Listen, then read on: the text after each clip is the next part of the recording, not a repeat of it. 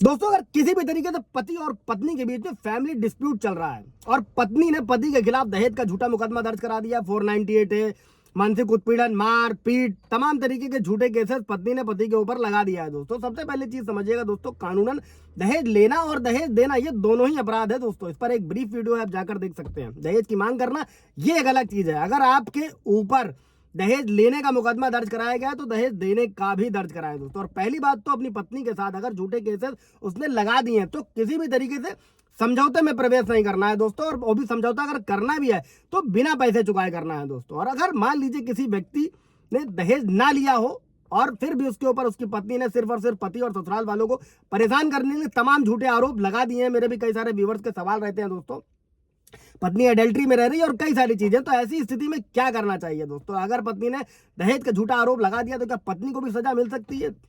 First date से ही viewers के सवाल रहते हैं कि सर लोअर कोर्ट ने जो है अंतरिम मेंटेनेंस बांध दिया। दोस्तों, समझिएगा, इस पूरे वीडियो में मैं आप लोगों को क्लियर करने वाला हूं स्टेप बाय स्टेप कि आप पत्नी के अगेंस्ट क्या एक्शन ले सकते हैं। दोस्तों, जय हिंद, नमस्कार, मैं एडवोकेट आशीष मिश्रा। लाइक कर दीजिएगा, शेयर कर दीजिएगा, सब्सक्राइब कर दीजिएगा ताकि इन्फॉर्मेशन और लोगों को मिल सके। दोस्तों, तो सबसे पहले कानून उठाते हैं दोस्तों, जो कि 1 जुलाई 2024 से नए कानून लागू हो चुके हैं, तो नई धाराओं के तहत बताने वाला हूं दोस्तों।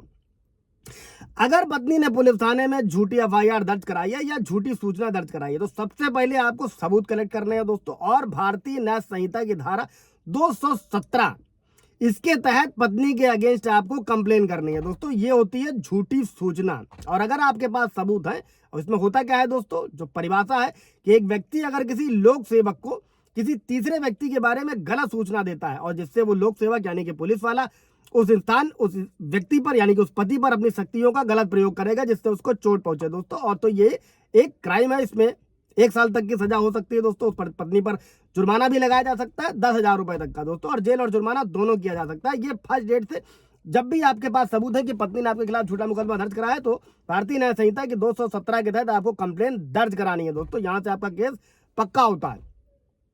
अब अगर मान लीजिए पत्नी किसी तरीके से आपराधिक षड्यंत्र कर रही है तो भारतीय न्याय संहिता की धारा 61 के तहत काउंटर केस फाइल कर सकते हैं दोस्तों। और ये नॉन कॉग्निबल ऑफेंस है जिसमें आरोपी को जमानत तो मिल जाती है, इसमें 6 महीने की जेल और जुर्माने का प्रावधान किया गया है। यह आपराधिक षड्यंत्र, भारतीय न्याय संहिता की धारा 61।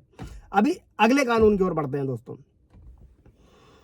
दोस्तों, सिंपल सी बात है, अगर पत्नी ने पुलिस को झूठी सूचना दी है, झूठी एफआईआर दर्ज कराई है तो कहीं ना कहीं गलत सबूत भी पुलिस के पास देगी या कोर्ट में देगी दोस्तों।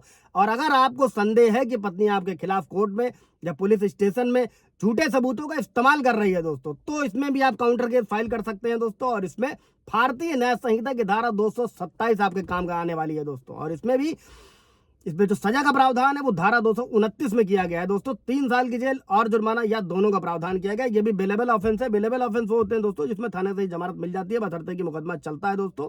अगर झूठी सूचना के बाद में झूठे सबूत लगा रही तो इस धारा का इस्तेमाल करना है दोस्तों।